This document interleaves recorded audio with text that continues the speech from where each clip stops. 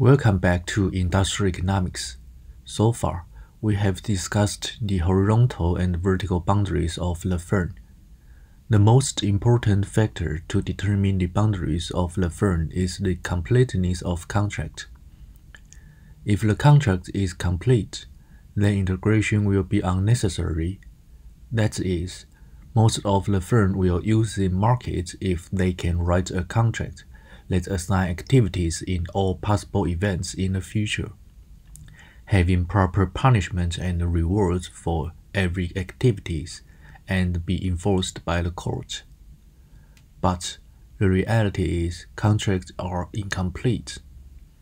As a result, the coordination of products, linkage of information and hold-up would be a serious problem. Integration would be a better organization on arranging the activities in vertical chain. But what does it mean to be integrated? What exactly happened as two firms merged? To see this, we introduce a new theory, property right theory.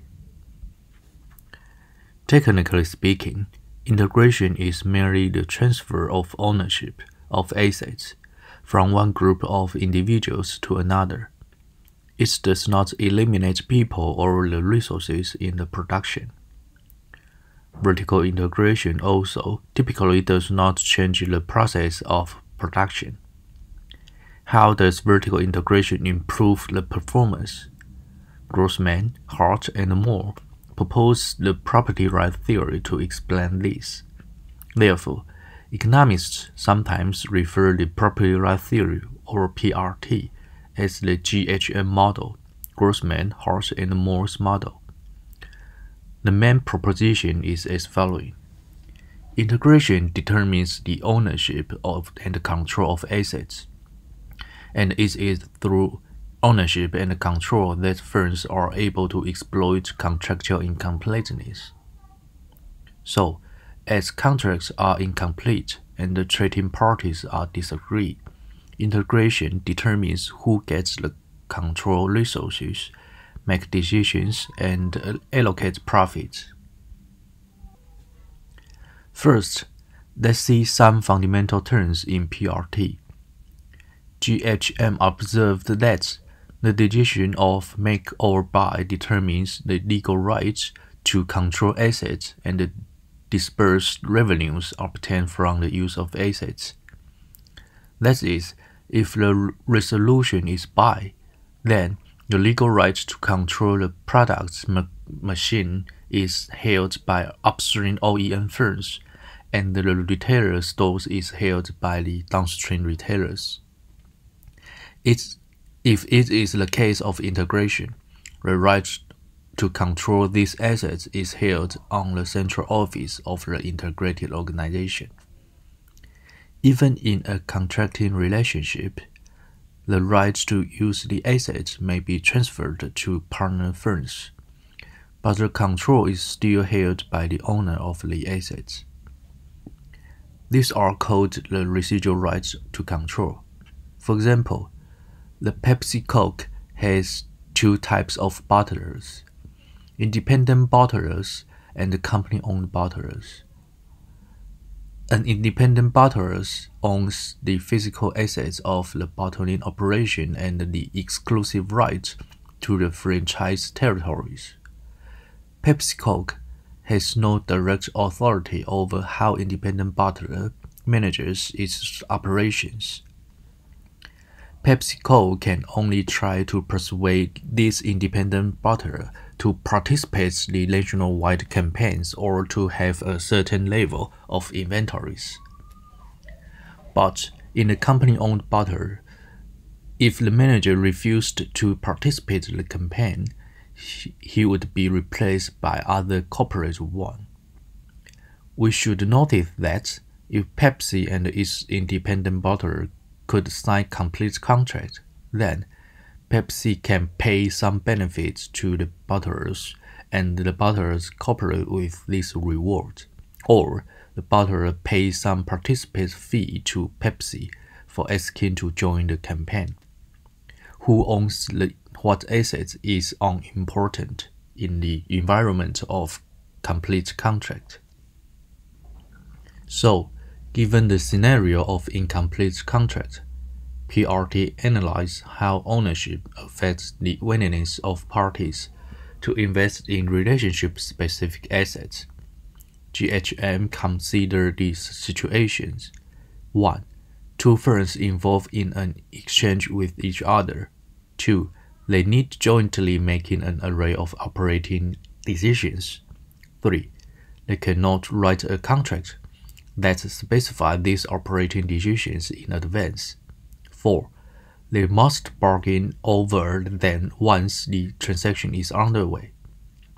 As a result, the ownership of assets will affect the result of this bargaining and thus affect the productivity efficiency. Let's use an example to illustrate PRT. Suppose two firms, firm 1 is an upstream and firm 2 is downstream in the vertical chain. And suppose all situations are such as we stated above.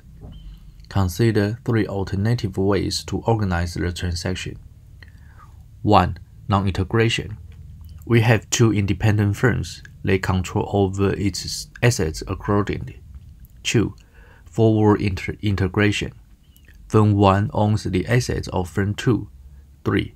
Backward integration. Firm 2 owns the assets of firm 1. Suppose the managers in both firms need to invest in relationship-specific assets. In the forward integration, managers in firm 1 should have better bargaining position than those in firm 2. On the other hand, in the backward integration, bargaining power of firm 2's managers is higher than managers in firm 1. With a better bargaining position, the managers can capture more of the economic value created by the transaction, thus boosting their willingness to make relationship-specific investment. The theory implies that vertical integration is desirable when one firm's investment in relationship-specific assets has a significantly greater impact on the value created in the vertical chain than does the other firm's investment. Now, we apply the PRT to insurance industry. An insurance company is considering to forward integrate into sales. Thus, it's more profitable to sell the policy with independent agents or in-house labor force. A key investment of insurance sales is the list of clients. It requires the sales, no matter independent agents or in-house employees, to invest in time on develop the relationship with clients and collect the information of clients.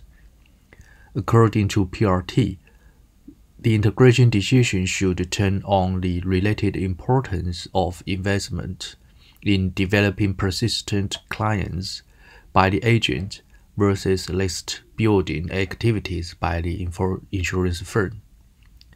The royalty of policyholder matters. A policyholder of whole life insurance tends to remain loyal to the company, since the policy will have more interaction and activities with the company in the long run. On the other hand, the policyholder of term life insurance tend to be loyal to the agent, since they need to repurchase the policy frequently. PRT implies that whole life insurance would typically be sold through insurance companies' in-house sales force. The similar cases can be understood by PRT.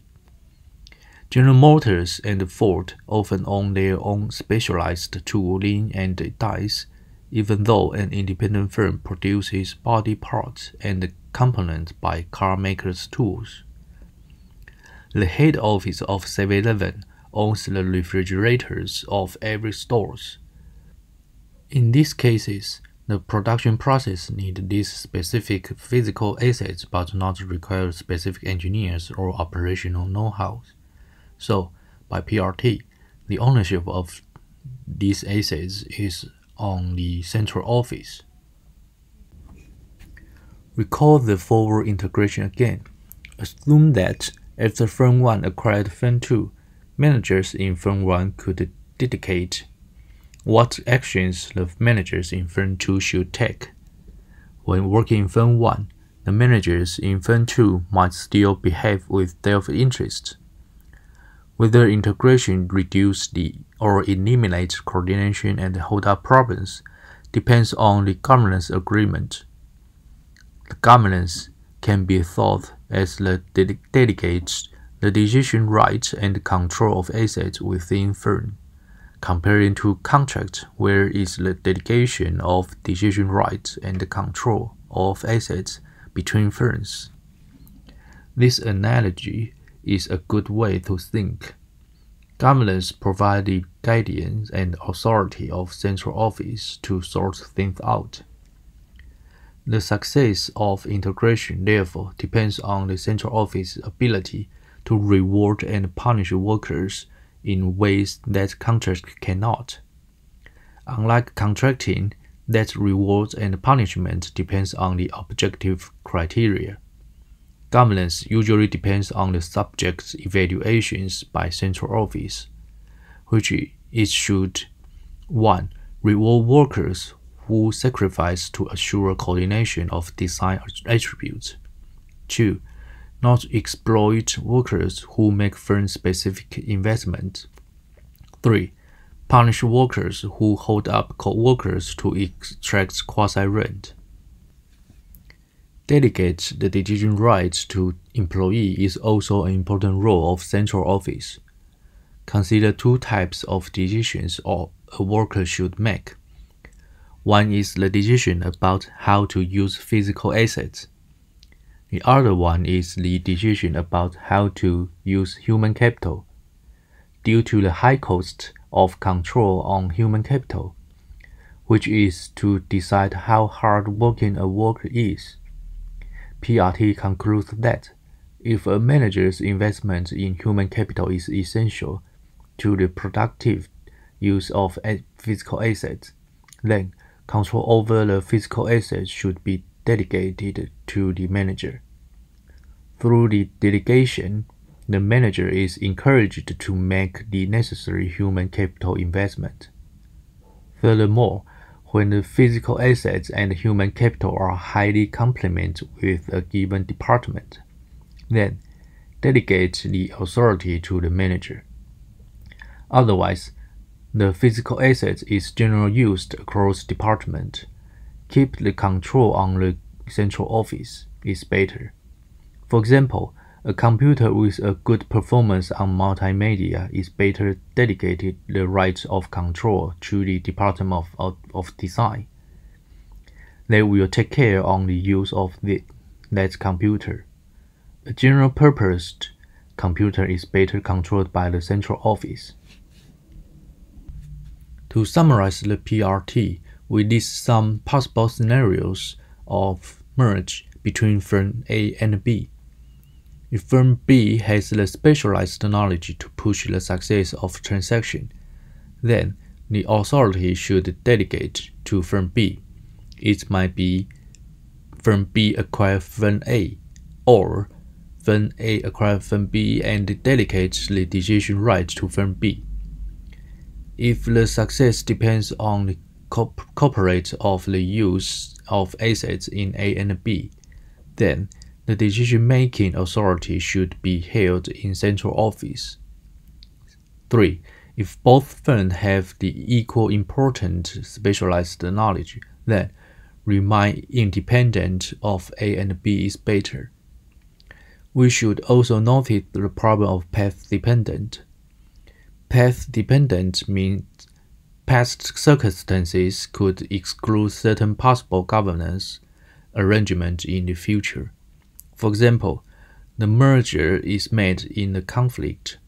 The manager in both acquiring and acquired firms refuse to cooperate. This makes integration that improves the efficiency by proper governance impossible. Okay, the property right theory provides a more fundamental knowledge on the integration and the firm boundaries.